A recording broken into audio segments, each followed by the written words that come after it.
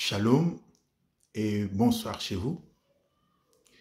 Nous venons vous proposer, avec un jour de retard, ce partage de la parole de Dieu de chaque dimanche.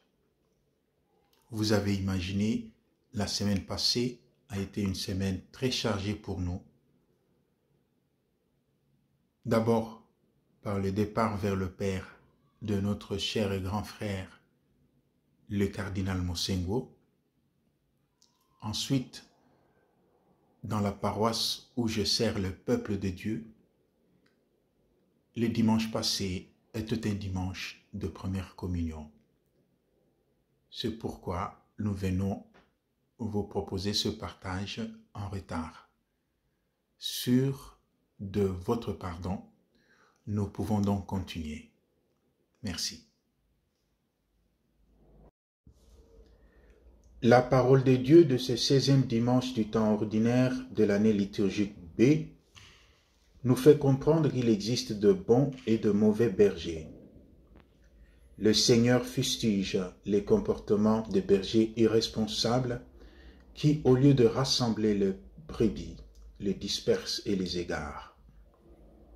C'est ainsi que le Seigneur promet, d'une part, de châtier le berger irresponsable et d'autre part de confier ses troupeaux à des bergers responsables et de susciter dans la lignée de David un roi qui rassemble tout le peuple. Cette promesse du roi berger se réalise en Jésus-Christ qui par le sacrifice de la croix unit tout le peuple et par le don de l'Esprit offre à tous l'accès au Père. Dans l'évangile du jour, les apôtres retournent de leur première mission. Tous joyeux, ils font le compte rendu au Maître. Jésus les invite à se retirer dans un lieu désert pour se reposer. Mais au lieu de se reposer, ils sont envahis par une grande foule désireuse de voir Jésus. Jésus a compassion de cette foule qu'il considère comme des brebis sans berger. Dès là, sa double priorité. La première, le besoin de la foule, passe avant le repos de ses disciples de lui-même. La deuxième, la foule reçoit d'abord la parole avant le pain. Nous retrouvons cette même attitude de Jésus quand il commence par pardonner les péchés du paralytique avant de le guérir physiquement.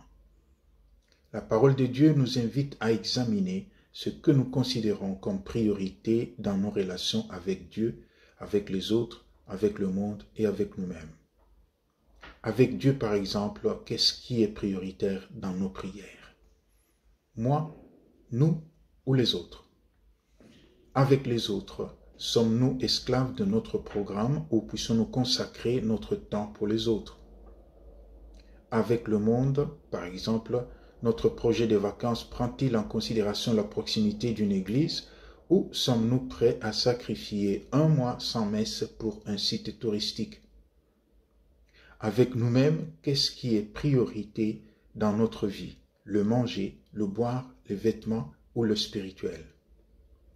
La parole de Dieu nous invite aussi à demander que Dieu envoie des bergers responsables, de bons pasteurs, des pasteurs rassembleurs et non des semeurs de division, des pasteurs sages qui réconfortent le peuple dans leurs épreuves et n'exploitent pas la souffrance et la misère du peuple, des pasteurs qui conduisent le peuple vers le bon berger et non vers des idéologies qui n'ont des spirituels que l'apparence. Ces bons pasteurs, c'est peut-être vous. Autrement, vous êtes invités à le devenir. Merci et bon dimanche chez vous. Shalom.